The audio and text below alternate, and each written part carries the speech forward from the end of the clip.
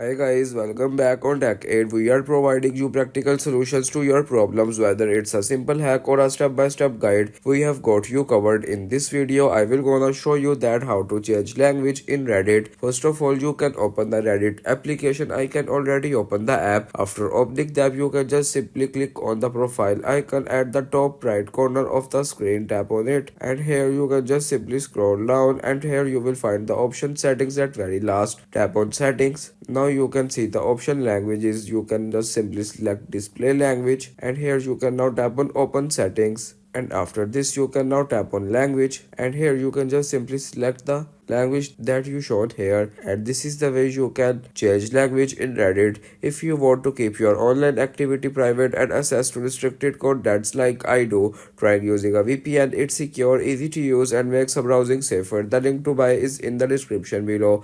If this tutorial helped, don't forget to like the video and subscribe for more practical solutions. Code questions or need extra help, drop a comment below and we will be happy to assist. See you in the next one. Thanks for watching.